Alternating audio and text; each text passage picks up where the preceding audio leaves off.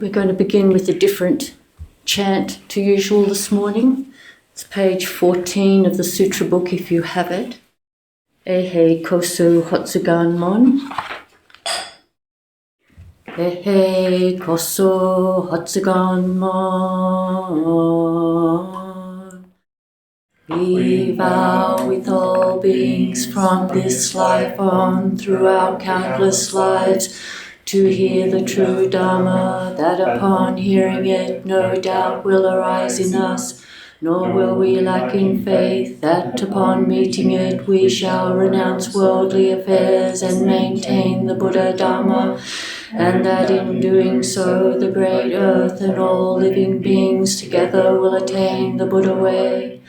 Although our past evil karma has greatly accumulated, indeed being the cause and conditions of obstacles in practicing the way, may all Buddhas and ancestors who have attained the Buddha way be compassionate to us and free us from karmic effects, allowing us to practice the way without hindrance. May they share with us their compassion, which fills the boundless universe with the virtue of their enlightenment and teachings. Buddhas and ancestors of old were as we in the future shall be Buddhas and ancestors. Revering Buddhas and ancestors, we are one Buddha and one ancestor. Awakening Bodhi mind, we are one Bodhi mind. Because they extend their compassion to us freely and without limit, we are able to attain Buddhahood and let go of the attainment. Therefore the Chan Master Lung Ya said, those in whom past lives were not enlightened will now be enlightened. In this life save the body, which is the fruit of many lives. Before Buddhas were enlightened, they were the same as we. Enlightened people of today are exactly as those of old. Quietly explore the farthest reaches of these causes and conditions, as this practice is the exact transmission of a verified Buddha. Repenting in this way, one never fails to receive the profound help from all Buddhas and ancestors. By revealing and disclosing our lack of faith and practice before the Buddha, we melt away the root of transgressions by the power of our repentance. This is the pure and simple colour of true practice, of the true mind of faith, of the true body of faith. So welcome to everyone in the Zendo and those on Zoom, some from the United States and from different parts of Australia. Last week, we spoke a little about the dedication that we do after service in the mornings and in the evenings, where we dedicate the merit to some of our main ancestors. And last week, I spoke a little about our first woman ancestor, Mahapajapati, and our first ancestor in China, Bodhidharma. And today, I want to speak a little about our first ancestor in Japan, Eihei Dogen, and our first ancestor in the West, Shogaku Shunryu, Suzuki Roshi. And the chant that we just did, Eihei kosu hotsugan mon, was composed by Dogen Zenji, and it's called Dogen Zenji's Practice of Inspirational Vow. And we'll now include that during Zazenkai and during Rohatsu Sesshin as our main chant that we do before Dharma talks. So just a little about Dogen Zenji. He was born in 1200 AD in Japan, in Kyoto. His father passed away when he was 3 and his mother when he was 8. And we are fortunate that he was able to take those very painful experiences and let them inform him about impermanence and inspire him to want to take up Zen practice when he was in a position that he could have become someone quite esteemed and important in the culture at the time. But he chose to ordain as a monk in the Tendai school, and he found that he didn't find the practice at that time very satisfactory to his core questions. Questions such as, if we are Buddha nature, why do we seek enlightenment? And he had heard that practice in China was more authentic to the original teaching, more rooted in wanting to examine the nature of reality and the nature of mind. And so he travelled to China, where he met his teacher Rujing, and studied with him and received Dharma transmission in 1227. And then he travelled back to Japan and established Eiheiji Monastery, which is still an important monastery in Japan. And he began writing. And his first piece of writing, Zazenkai, Instructions for Zazen, is really the foundation of the forms that we use in our Zen practice today. Dogen is the founder of Soto Zen, and we follow much of his instructions, which is kind of beautiful. That the way we sit, our mudra, many of the sort of simple things we do, sitting upright, come from his instructions. He went on to write, maybe it was at nearly 100 essays, which we call fascicles, and they're compiled into a book called the Shobogenzo, and this is one of many. I mean, there must be hundreds of books with different, some with all of his writings and some with selected writings, and this compilation here, Moon in a Dewdrop, compiled by Kaz Tanahashi, with some translations by Robert Aitken, also the Diamond Sangha. And so I will read just a little bit.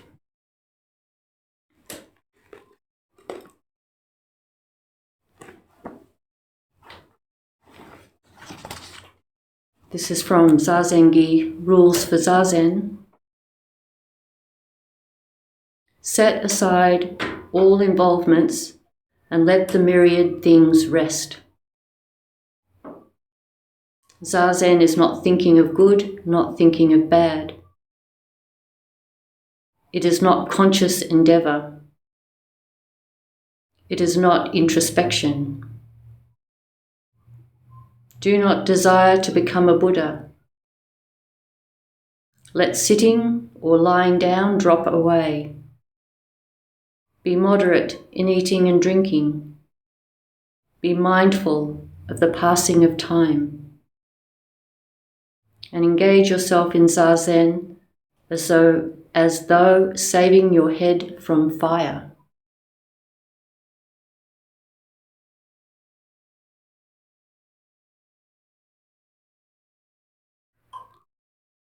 Be mindful of the passing of time and engage yourself in Zazen as though saving your head from fire. If our head was on fire, we would not be distracted by anything. So while we sit, we can give our full attention to whatever is arising, whether it's sounds, or if we have a particular practice where we're noticing the breath, just bring our attention back to the breath or to our body, as though our head were on fire, in the sense of not sort of franticness, but full attention. full attention rather than what is quite common, I think, for our minds, is for our minds to be sort of a little vague. We're drifting between multiple different thoughts and not really giving any full attention to any particular thing, and we're kind of blurring between ruminating or imaginings and experiences that are happening in the here and now, and it kind of gets blurry. Doesn't have a lot of focus a lot of the time. So particularly when we're in something like an all-day sitting, Zazenkai, it's a real opportunity to try and have a certain sharpness of mind. This Zendo is wonderful because it has lots of cracking sounds. We can just notice them. The whole building is kind of having a conversation with the sun. We can listen to it.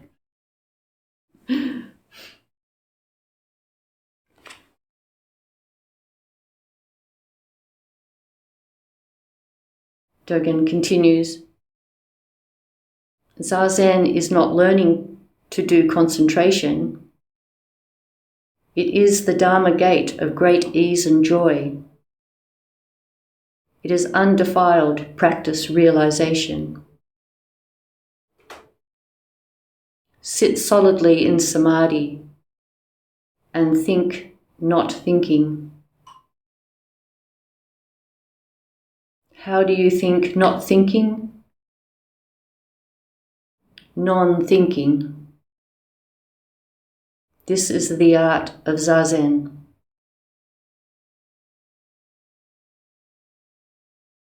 This particular short paragraph is quoted many times in many Zen centers around the world. Sit solidly in samadhi and think not thinking. How do you think not thinking? Non-thinking. This is the art of Zazen. So each of us must find our own way to this non-thinking. Nobody can explain it to us. We need to experience it just through our practice. After a while, we can rest in a non-thinking. It's not anti-thinking. It's not against thinking.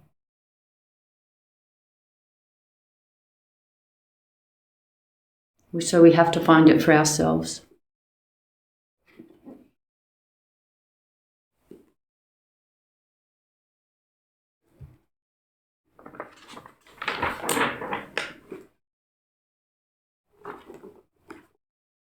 Another one of Dogen's fascicles, maybe his most well-known, is the Genjo Koan, actualizing the fundamental point. And it begins like this. As all things are Buddha Dharma, there is delusion and realization, practice, birth and death, and there are Buddhas and sentient beings. As the myriad things are without an abiding self, there is no delusion, no realization, no Buddha, no sentient being, no birth and death. The Buddha way is basically leaping clear of the many and the one. Thus there are birth and death, delusion and realization, sentient beings and Buddhas. The first part here, all things are Buddha Dharma, and giving various pairings. We can say all things are Buddha Dharma, good and bad, big and small, past and future, pleasant and unpleasant. All things are Buddha Dharma. This is an expression of a real inclusion of diversity, inclusion of uniqueness.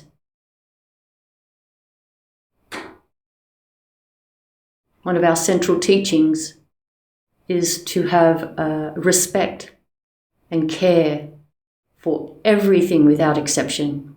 all appearances without exception. It doesn't say most things, it says all things. And then in the next sentence, as so often happens with Dogen's writing, it moves across to, you could say, the other side. As the myriad things are without an abiding self, there is no realization, no Buddhas, no birth, no death. All the pairings we just described, there are none of them. There is no good and bad. There is no big and small.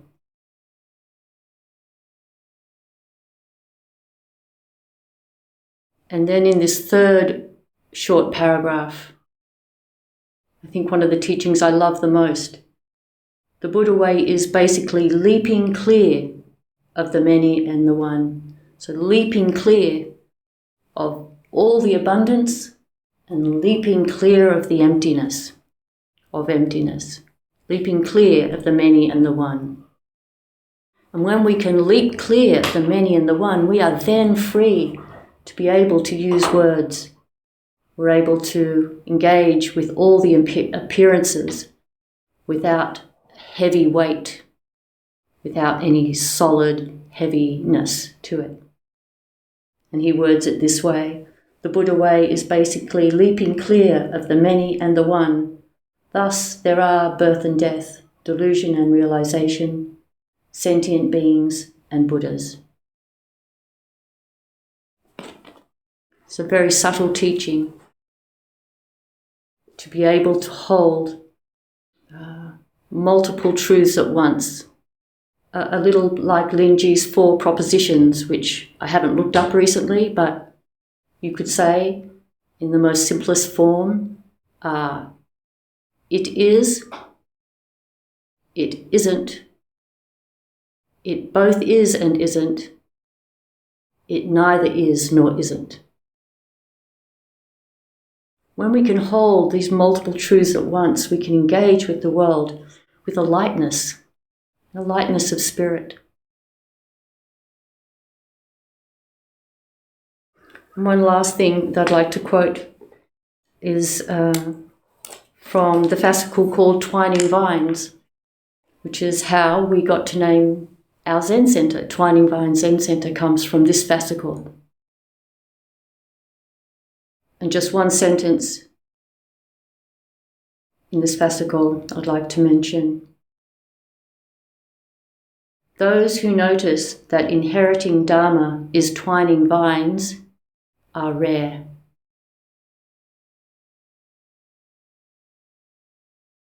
Those who notice that inheriting twining vines are rare. Inheriting dharma is twining vines are rare. Twining vines are all the different relationships, student-teacher, student-sangha, Zendo and the environment, student and teachings, all those relationships are twining vines. And that is the true Dharma is twining vines. Or you can even say true Dharma is the relationship, is conversation, is engagement with the myriad things. Those who notice that inheriting Dharma is twining vines are rare.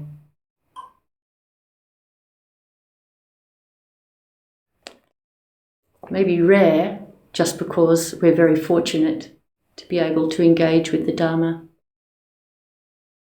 Not rare because we're better, but because we're fortunate, because we've received so many gifts in this life, in past lives.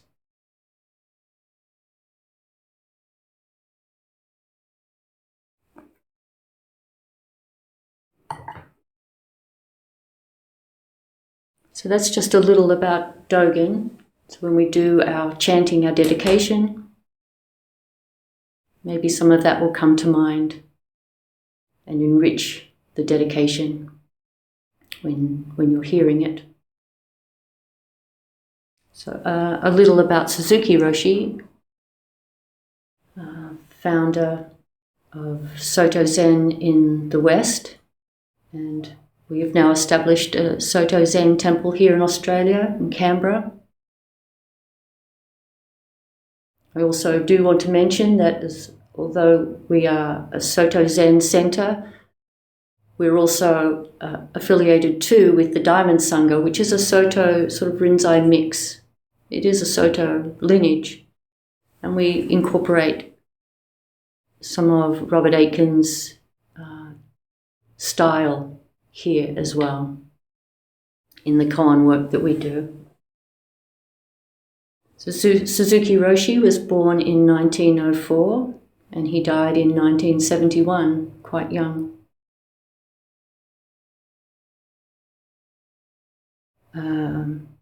He established San Francisco Zen Centre and Tassajara Zen Monastery,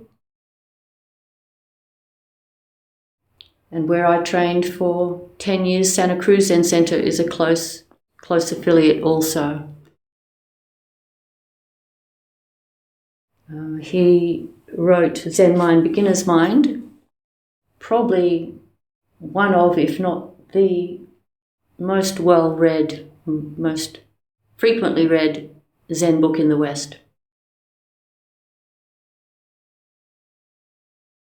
He began his training at the age of 12, leaving home to join a monastery, and at the age of 13 he ordained as a monk. He studied at Eiheiji, the temple established by Dogen, and at Sojiji, the temple established by Keizan, who we've spoken about a few weeks back. And then he came to San Francisco. His teacher gave him a nickname, Crooked Cucumber, and that name is kind of stuck in many ways. There's a book called Crooked Cucumber about his life by David Chadwick, and there's also a website called Cuked, or Cuke,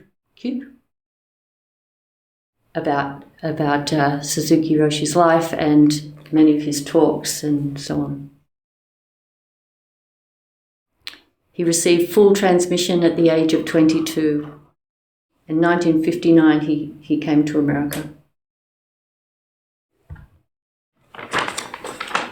When he came to the United States, it was at the time of the Beats and the hippie movement.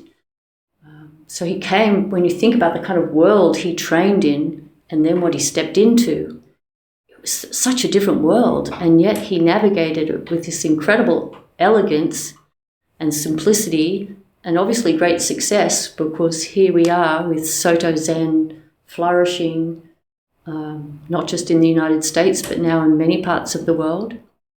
And there's this book called Street Zen about Isen Dorsey, who was a Zen teacher in this lineage. And he was a very unusual man. On the back it describes him as drag queen, prostitute, drug addict, and American bodhisattva. He was in San Francisco and established a hospice for people dying from AIDS. And in here, he describes a little of what it was like in those early days in San Francisco. So I want to read a little bit from there.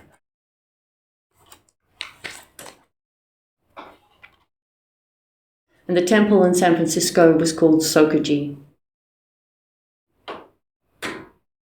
There weren't really any rules about anything. You should have seen the people who arrived at Sokuji Temple.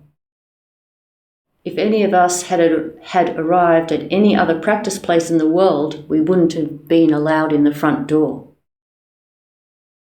But Suzuki Roshi used to bow to us. So I sort of imagine people very scruffy, barefoot, long hair, fairly smelly,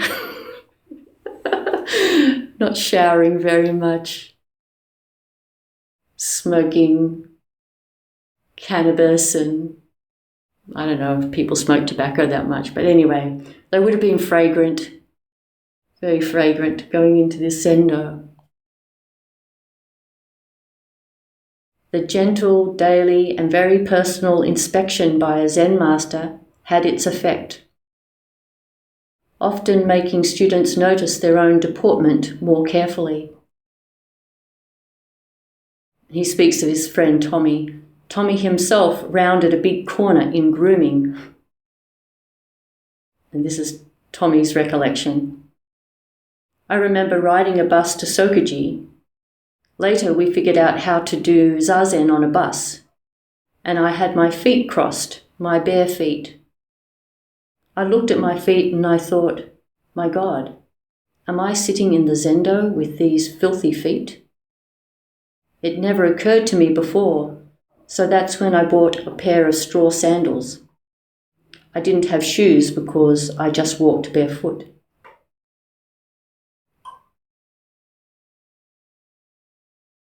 In some other part of here, I remember when I was reading this, Suzuki Roshi would position himself so that when people left after Zazen, they kind of needed to go past him, and he would make eye contact and bow to them as they were leaving and would maybe ask them how they were. And Isan says, the effect of that respect that he showed and care that he showed to every person who came into the zendo, and that he didn't criticize or judge anything about them, really endeared people to him and made them curious about this man, this little quiet man who was there at 5 a.m. every morning for Zazen. So it seems just like a beautiful example of he didn't try to make something happen. He just fully embodied the teachings and himself as his own personality, and people were very moved and affected by that.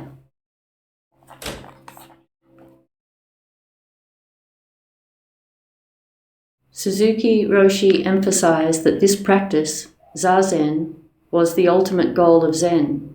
There wasn't another enlightenment to attain. He didn't completely dismiss the notion of satori or nirvana, or maybe what we would more often say enlightenment or awakening. So popular with the Beats and with the hippies after them, but he taught that they were already present in the simple sitting practice. Zazen, he stressed in lecture after lecture, was not a means to enlightenment, but rather the fullest and most complete expression of enlightenment. Like it or not. I think it's interesting it's written like it or not. Maybe that's because we want it to be more kind of spectacular.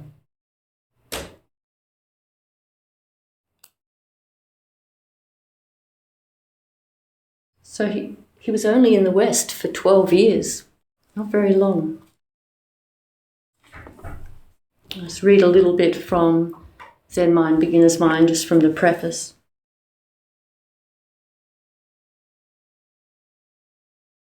Suzuki Roshi was with us in America only 12 years, but they were enough.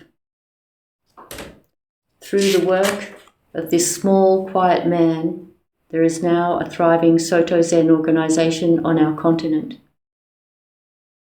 His life represented the Soto way so perfectly that the man and the way were merged. His non-ego attitude left us no eccentricities to embroider upon. Though he made no waves and left no traces as a personality in the worldly sense, the impress of his footsteps in the invisible world of history lead straight on. His monuments are the first Soto Zen monastery in the West, the Zen Mountain Centre at Tassajara, its city adjunct, the Zen Centre in San Francisco, and for the public at large, this book. Leaving nothing to chance, he prepared his students for their most difficult moment, when his palpable presence would vanish into the void. And this is a quote from Suzuki Roshi. If when I die, the moment I'm dying, if I suffer, that is all right, you know. That is suffering Buddha. No confusion in it. Maybe everyone will struggle because of the physical agony or the spiritual agony too. But that is all right. That is not a problem. We should be very grateful to have a limited body, like mine or like yours. If you had a limitless life, it would be a real problem for you. And this is a collection of his talks, edited collection of his talks. So this talk is called Nothing Special. I do not feel like speaking after Zazen. I feel the practice of Zazen is enough. But if I must say something, I think I would like to talk about how wonderful it is to practice Zazen. Our purpose is just to keep this practice forever. This practice started from beginningless time, and it will continue into an endless future. Strictly speaking, for a human being, there is no other practice than this practice. There is no other way of life than this way of life. Zen practice is the direct expression of our true nature.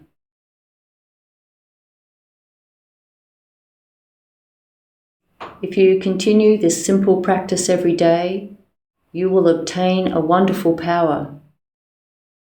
Before you attain it, it is something wonderful, but after you attain it, it is nothing special. It is just you yourself, nothing special. As a Chinese poem says, I went and I returned. It was nothing special. I really like that. I went and I returned. It was nothing special. It is a kind of mystery that for people who have no experience of enlightenment, enlightenment is something wonderful. But if they attain it, it is nothing. But yet it is not nothing. Do you understand? For a mother with children, having children is nothing special. That is Zazen. So if you continue this practice, more and more you will acquire something. Nothing special, but nevertheless, something.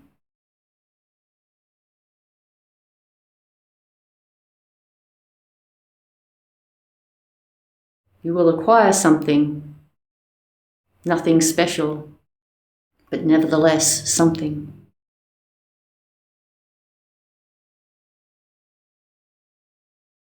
So we're very fortunate to be able to sit like this. I feel very grateful that you're all here, because this is what makes it happen. By turning up, we can have Zazenkai. So for however long you're sitting with us today, enjoy your Zazen.